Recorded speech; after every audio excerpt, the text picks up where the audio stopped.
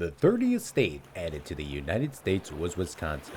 The name Wisconsin comes from an English translation of a French word, Misconsin, meaning river running through a red place, as the Native Americans called it. In the natives' recounting of history, they believed a great serpent carved up the bedrock of the Wisconsin River, leading to the formation of the Dells. These rock formations can best be viewed in Wisconsin Dells, which was not its original name.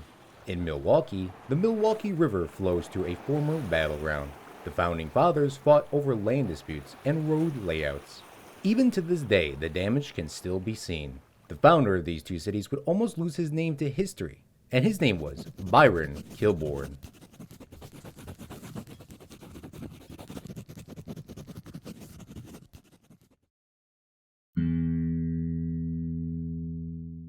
James Kilbourne was the father of Byron Kilbourne. In 1770, James Kilbourne was born in New Britain, Connecticut. At a young age, he saw firsthand the devastations of the American Revolution. James wanted to change the layout of the new America, and he looked west. He viewed many areas in the Northwest Territory now known as Wisconsin, Michigan, Illinois, Indiana, and Ohio, but ultimately decided to move to Ohio with his young family. He bought land and built a city named Worthington. As a land surveyor, he would examine the wilderness and find the best areas for creation. This led him to many successes. He was commissioned by President Madison to help negotiate a suitable border between Ohio and the Virginia Military District. He briefly served as a colonel for an Ohio regiment during the War of 1812 before being elected to 2 terms of Congress. His son would learn firsthand many valuable trades and would apply them to his own life. On September 8, 1801, Byron Kilbourne was born in Connecticut and was later raised in the Northwest Territory, specifically Ohio. The area was quite life-changing, and the frontier showed him that there was virgin land out west. At the age of 17, Byron Kilbourne started working for his father. He wanted to follow in his footsteps and took up the practice of being a land surveyor. One of the first jobs he had was overseeing the construction of canals. Canals were equally vital to America's growth as were rivers, but canals had a distinct advantage. Canals could be built almost anywhere, and the water was still. This allowed for transportation ships to move goods, livestock, and passengers with ease. In turn, prices of goods would drop for consumers. Before the construction of the Erie Canal, it cost $100 to bring a ton of goods from Buffalo to New York City. After the canal was built, the cost lowered to $8. Even though Byron Kilbourne had no ties to the building of Erie Canal, he knew prices would drop. So he connected the Ohio's Miami Canal, which runs from Dayton to Cincinnati, to Lake Erie. Kilbourne was doing well but wanted to build something of his own. He chose a new location farther out west. In his mid-30s, Byron Kilbourne saved $8,500 and moved to Wisconsin. He was a big thinker and saw great potential in the territory. He bought up land soon after departing from Ohio. In the South, a town named Chicago began growing rapidly based on its geographical location and ease of access to Lake Michigan. Byron wanted to create something similar to Chicago, but in Wisconsin. So he began planning a canal path that would connect the Mississippi to the Rock River and then the Milwaukee River. This plan would increase trade and lower prices for new Wisconsiners, but only a single mile of canal was ever built. This was due to budgeting constraints. Never giving up, the dam that was used for the construction of the canal was turned into a power plant. This brought power to the nearby towns. If the canal was not the way of the future, then he would use new technology, and this would be railroads. By the late 1840s, Kilbourne became involved in planning the area's first railroad. Regular rail service ran between Milwaukee and Waukesha by 1851. He would in turn become the president of the train company.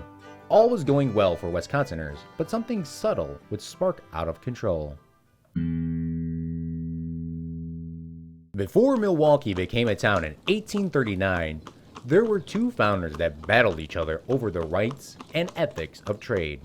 The current eastern downtown of Milwaukee was originally founded by Solomon Juneau in 1818. He founded Juneautown after himself. This town was very well off based on its trade with Chicago. Travelers, traders, and citizens lived 16 years without a rival, but Byron Kilbourne created his own town. Kilbourne town in the west. The Milwaukee River separated these two towns, and bridges were limited. Later, George Walker joined the situation and created his own town, Walker's Point. Walker's Point and Juneautown were great neighbors and worked together to settle disagreements and keep trade flowing. On the other hand, Byron Kilbourn wanted to seek more profit for his town. So he did something that perfectionists would not like and slightly changed his street patterns so that they were different from other towns. In western parts of America, we take street grids for granted. Street grids allow for easy travel and navigation, but changing them can be devastating. A street code system was created by Thomas Jefferson and was supposed to be used for all cities west of the Mississippi. All streets should be created using a north, south, and east-west pattern, which is what Byron Kilbourn did, but he slightly moved his streets forward and backwards. This in turn allowed Kilbourne to redirect all traffic from Chicago straight into Kilbourne town, slowly starving Walker's Point, but specifically Juneautown. With less traffic, Juneautown needed new bridges for trade. This was met by opposition because all bridges were hidden by Kilbourne town buildings, based off of its street grid. The Wisconsin territorial legislators thought they needed to intervene and took Kilbourne town and Juneautown and merged them together to create Milwaukee. This did not ease tensions because citizens still agreed with their original founding father. The only thing that changed was the name. Kilbourne made maps depicting Juneautown as nothing. This was an attempt to drive less traffic to Juneautown. This was the tipping point for many citizens. A bridge in 1845 became wrecked between these two locations, and repairs needed to come from the taxpayers. They were not happy about this new tax, and they took up arms. The West Side Mob on May 8th first tore down their side of the Chestnut Bridge and then damaged the Oneida Street Bridge, rendering them both unusable. Aroused, East Siders aimed a cannon across the river at Kilbourne's house. On May 28th, in an effort to isolate Kilbourne town, they sank the eastern half of the Spring Street Bridge into the river and destroying the Menominee River Bridge. A new law fined citizens $50 if any damage occurred to any bridges, so destruction ceased. No citizens were hurt or killed during this short war. Both former towns would call a truce and the Cherry Street Bridge was created. On January 31st, 1846, Walker's Point would become a part of Milwaukee, making all three men equals. Long after the creation of the city of Milwaukee, they would continue to prosper. Byron Kilbourn was well off in Wisconsin, and his cities brought in good income, but all good things must come to an end. As an early adopter of railroads, his company called the Milwaukee and Mississippi Railroad Company were stopped in their tracks. In 1852, Byron's resignation was forced upon him by his own actions. He was the president, but allegations of fraud made investors weary. He would join another railroad company soon after.